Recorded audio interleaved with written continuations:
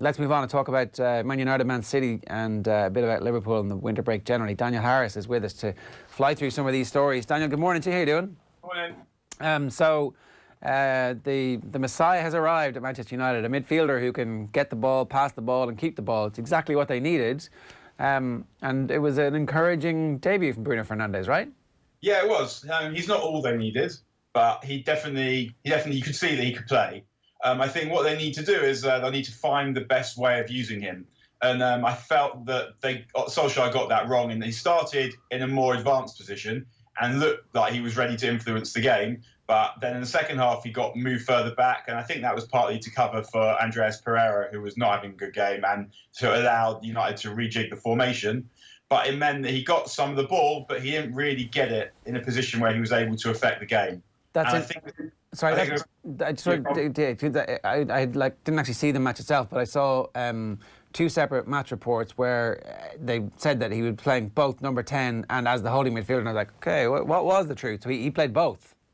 Yeah, well, he changed at half time, but I think looking at him, and I don't want to rush to judge him based on that one game, he looks like he's probably not quite a number 10 and not quite a number 8. I don't know if that makes him a number 9, because obviously it doesn't, but we are where we are. I think that it made me think that what United need is probably, with someone like him, is you need a formation more akin to what Manchester City play than to what Solskjaer, I think, has often played, where you have one defensive midfielder, one box-to-box midfielder, and one man behind the strikers, which is what he's been playing. The way that City have been doing it under Guardiola is where you have two attacking midfield players. I think De Bruyne once called himself a free 8. And then you have someone running around kicking people behind them, like Fernandinho. And so I previously thought or wanted United to get, I felt like McTominay was kind of a box-to-box player that was working, and then a passer behind him, and then Bruno Fernandes playing as a number 10. But actually, what I think now is what they might require is someone like McTominay playing doing what Fernandinho does, covering a lot of ground, protecting the back four and fouling people. And then you have two attackers who sort of alternate, who have defensive responsibility, but who also have creative responsibility. And Bruno Fernandes looks like he can do that, in that he, most importantly, has the will to run around a lot, which someone like Paul Pogba does not have. But he also has the speed to be able to do it, and the vision to be able to play passes around the box, but also to come onto the ball from a bit deeper. So that was my main takeaway based on the 90 minutes that I saw. Can McTominay be the facsimile of Fernandinho in that lineup that you're talking about? Well, he's obviously got a lot to do to show that he's got the class that Fernandinho's got.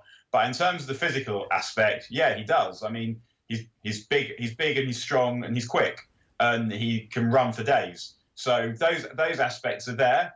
I mean, Fernandinho, when he joined City, was also, if we're being generous, untidy in his passing. So there's room for improvement with McTominay. And maybe United do need an upgrade on McTominay. And maybe there'd be some games where Fred would be better in that position.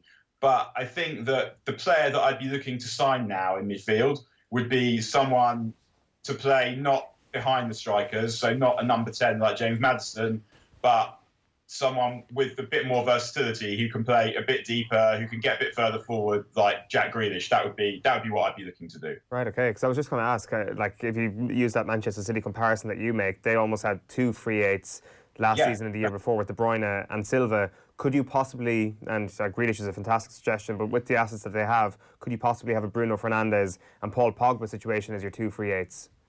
I mean, in theory, you absolutely could. I think that Pogba doesn't want to be at United, and I also think that in order to do the work that they need to do, United probably have to sell Pogba, because if they get Pogba's transfer fee and get rid of his wages, then there's probably enough money for two players. And United need that second midfield player, but they also need, and we've been seeing this a lot recently, it's become very obvious how much they need a number 9 and a right winger. A right winger they've needed for literally since the days of Nani. But that was one of the major problems. You see that people criticising Aaron Wan-Bissaka for his offensive output. And it's true that he is a better defender than he is attacker, but it's also true that he's a one-man right flank. And if he had someone with legs who could run and cross near him, then you'd see a lot more from United in general and also specifically from him. So, yeah, I think that Pogba could play that role. Of course, Pogba can play that role. Pogba has the ability to play any role in midfield and some at the same time if he chooses to. But number one, any player that wants to leave should be allowed to leave because no one should be made to work anywhere against their will. And secondly, United probably need more than, even if you have Paul Pogba playing at the top of his game, would the Glazers give Solskjaer enough money to buy at least 3 other players that he needs? Probably not.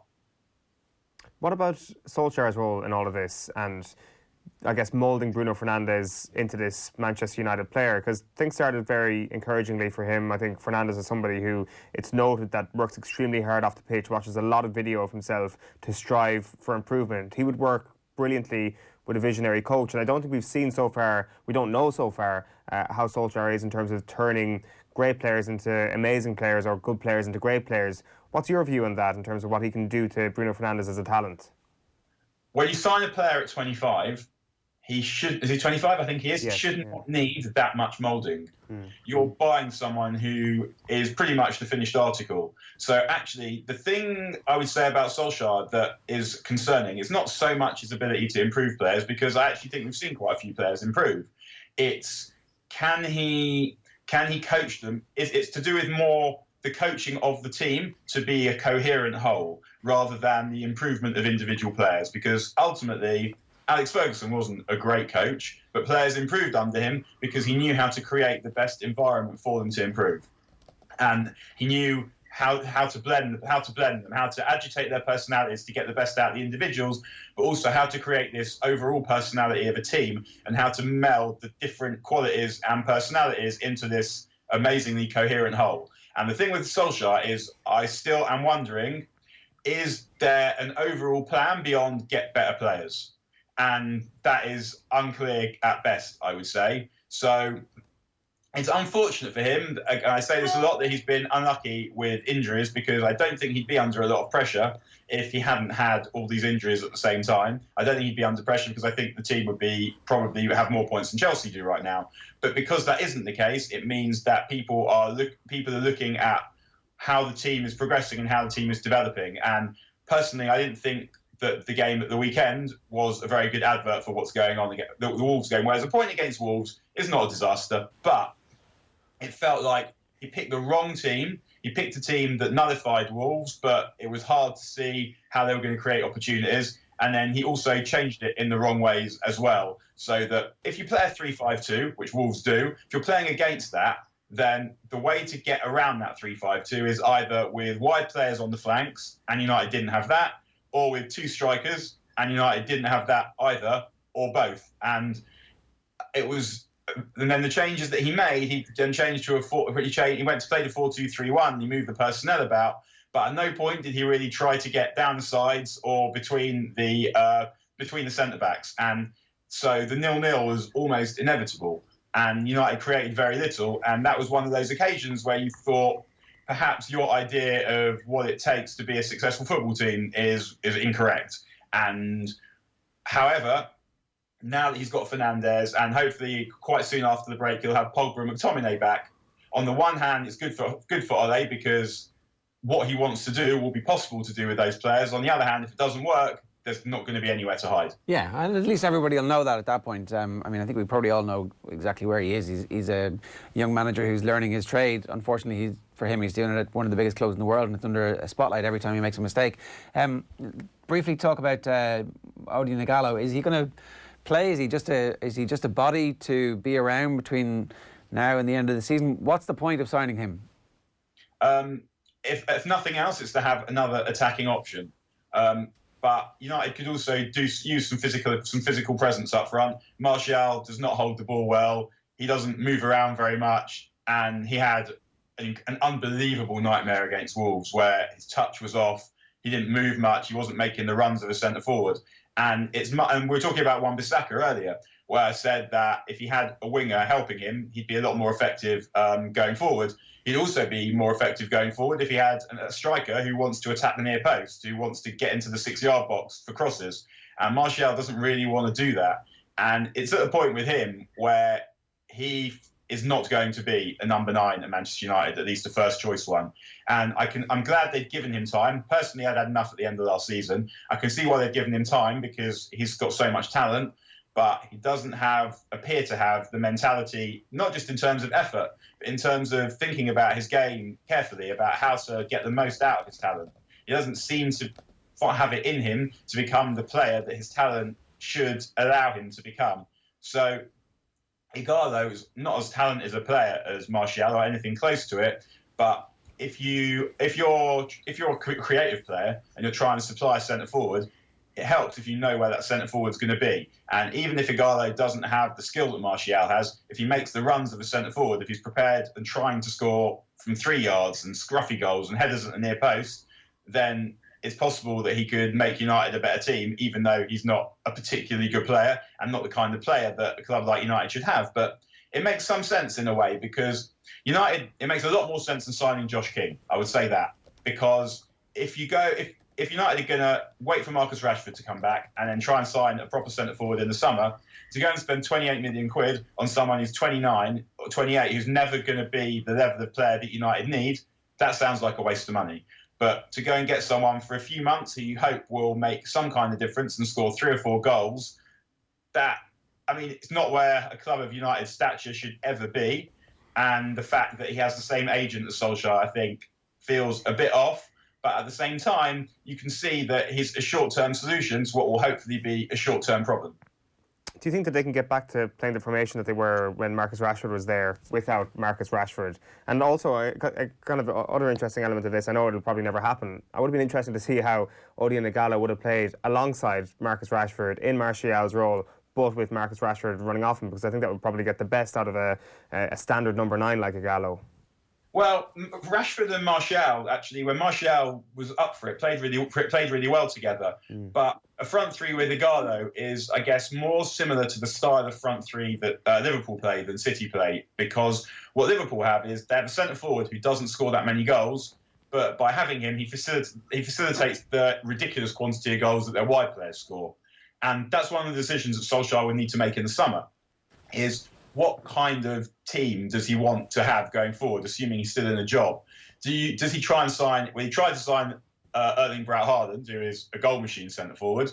So you can see what he's trying to do. He's trying to go for that mode where you have a centre-forward who will score most of the goals. But if you can't get that player, then you might need to find another way. And with Rashford, you had someone, he was responsible for scoring the majority of United's goals, and Martial was responsible for facilitating him.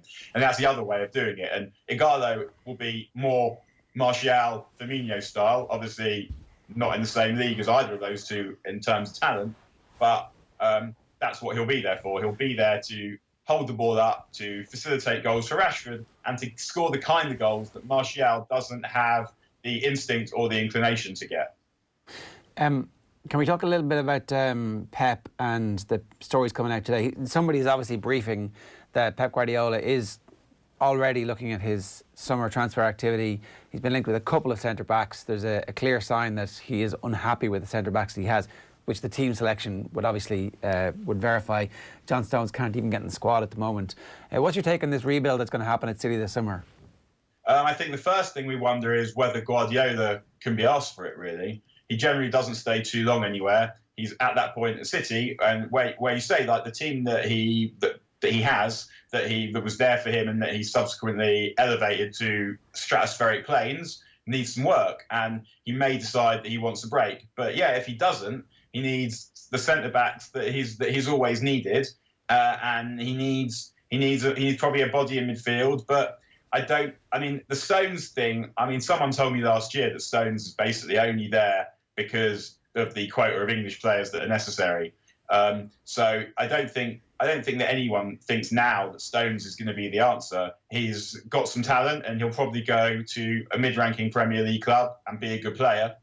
But when you're a centre-back, if you don't have any pace that Stones doesn't have, then you need to be more robust than Stones is and more disciplined than Stones is. Being nice on the ball is not going to cut it.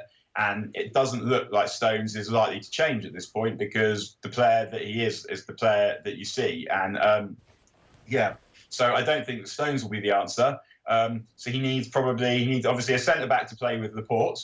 And Laporte himself is a good player, but I wouldn't say that he is an elite level player. And previously, I think one of Guardiola's mistakes this season was, I mean, he made the biggest mistake, obviously not replacing Vincent Kompany and spending his money on Rodri instead.